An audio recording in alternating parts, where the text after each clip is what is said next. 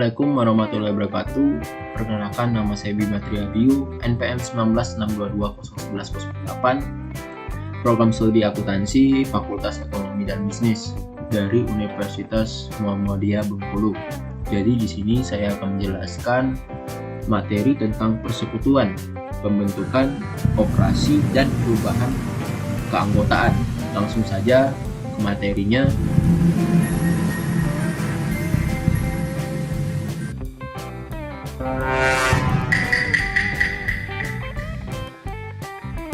Pembahasan. Langsung saja ke pengertian persekutuan.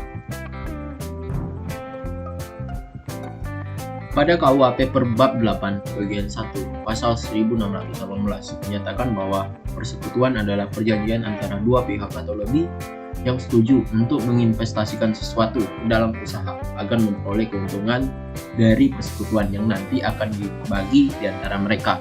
Ada 3 faktor terpisah, yaitu 1. Gabungan 2 orang atau lebih, 2. Untuk menginvestasikan sesuatu, 3. Usaha untuk laba.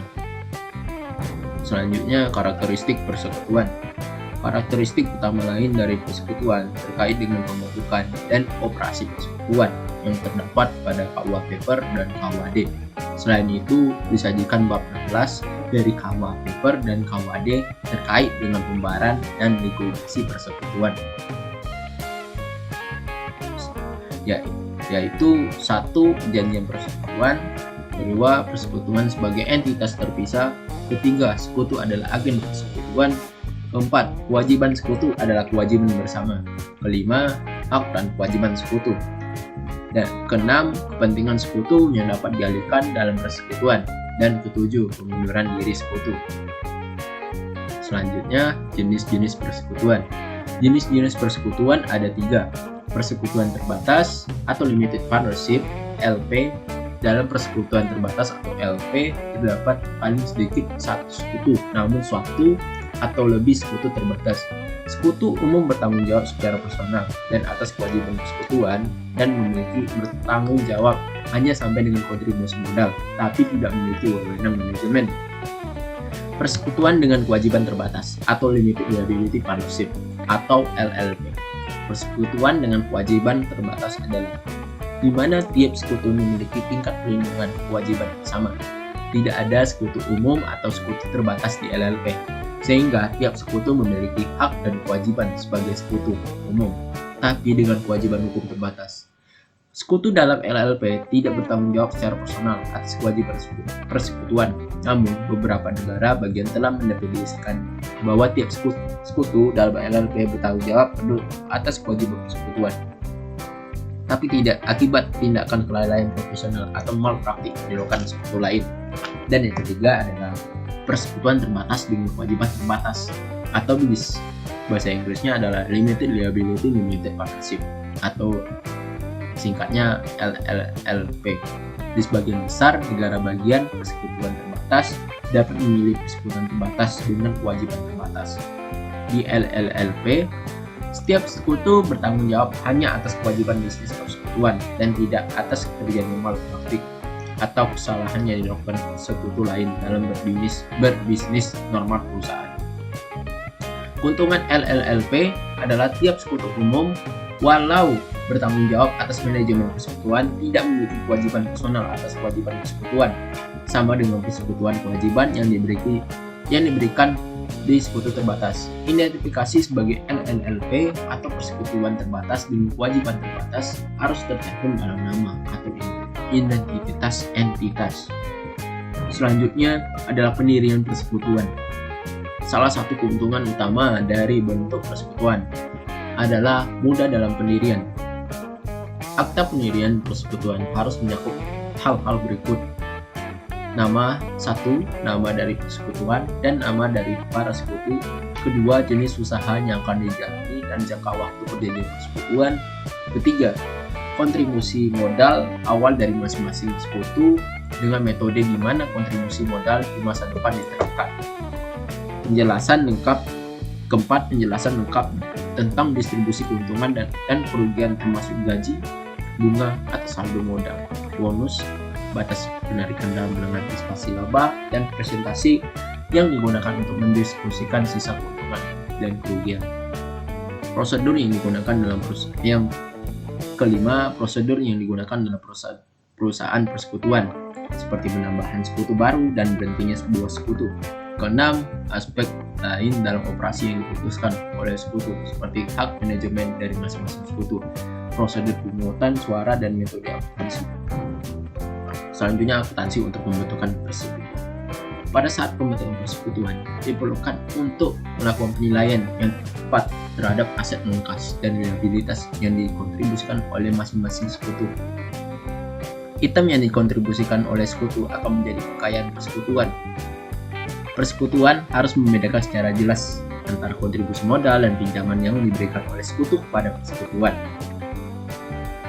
Pengaturan pinjaman harus memiliki buku tertulis atau dokumen yang secara legal dapat membuktikan bahwa terdapat hubungan dari salah satu sekutu pada persekutuan.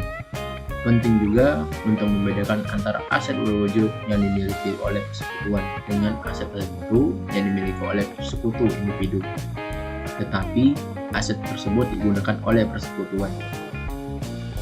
Pencatatan yang akurat atas aset berwujud persekutuan harus dikelola dengan baik. Aset yang dikontribusikan harus dinilai pada nilai wajarnya, yang mungkin membutuhkan jasa penilai atau teknik penilaian lainnya. Liabilitas yang diasumsikan oleh persekutuan harus dinilai sebesar nilai sekarang dari sisa arus kas. Selanjutnya, akuntansi operasi persekutuan. Akun sekutu.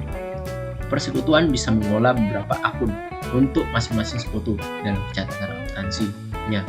Akun sekutu atau disebut partner akun tersebut adalah sebagai berikut: investasi awal dari para sekutu, kontribusi modal selanjutnya, distribusi keuntungan atau kerugian, dan penarikan modal oleh sekutu dicatat dalam akun modal para sekutu.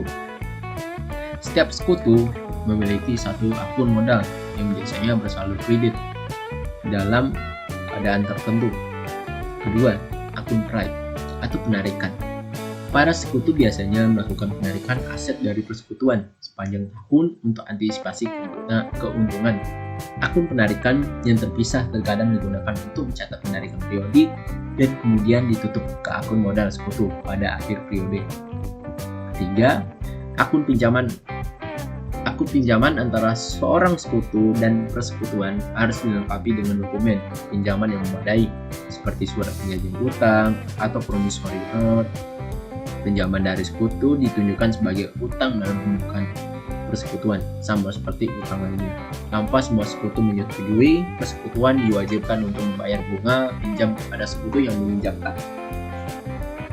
Selanjutnya, mengalokasikan laba atau rugi ke para sekutu. Mengalokasikan laba atau rugi kepada sekutu dialokasikan ke para sekutu pada setiap akhir periode sesuai perjanjian. Jika tidak ada perjanjian, pada bab 8 bagian 2 pasal 1633 KUA Paper menyatakan bahwa sekutu berhak memperoleh bagian laba atau rugi secara proporsional sesuai dengan jumlah yang dikontribusikan ke persekutuan. Ada berbagai macam rencana distribusi laba atau profit distribution plan dunia usaha. Sebagian besar persekutuan menggunakan satu atau lebih metode distribusi sebagai berikut. 1. Rasio yang ditetapkan sebelumnya atau pre-select ratio. 2. Bunga atas saldo modal atau interest on capital balance. 3. Gaji kepada sekutu. 4. Bonus kepada sekutu. Laporan keuangan persekutuan.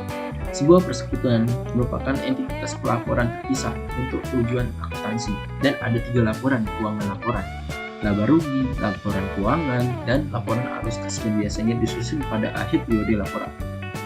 Laporan intern juga bisa dibuat untuk memenuhi kebutuhan informasi para sekutu.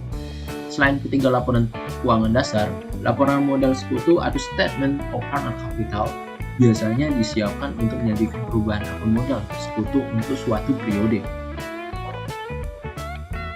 Perubahan keanggotaan. Perubahan keanggotaan persekutuan terjadi adanya penambahan sekutu baru atau pengunduran diri sekutu saat ini. Sekutu baru biasanya merupakan sumber modal tambahan utama atau sebagai tenaga ahli. Struktur hukum dari persekutuan masyarakat bahwa penerimaan sekutu baru atau admission of a new partner secara tidak langsung merupakan persetujuan dari semua sekutu saat ini. Lebih lanjut, pengumuman publik biasanya dibuat mengenai penambahan sekutu baru, sehingga pihak ketiga yang melakukan transaksi bisnis dengan persekutuan menyadari adanya perubahan dalam persekutuan. Berhentinya atau penarikan sekutu dari persekutuan merupakan disosiasi dari sekutu tersebut. Disosiasi sekutu tidak harus berarti pembubaran atau penutupan dari persekutuan. Banyak persekutuan yang tetap melanjutkan bisnisnya dan persekutuan dapat membeli kepentingan sekutu yang berhenti pada harga buyout atau buyout price. Itu saja penjelasan dari saya tentang materi persekutuan, pembentukan operasi, dan perubahan keanggotaan. Terima kasih. Assalamualaikum warahmatullahi wabarakatuh.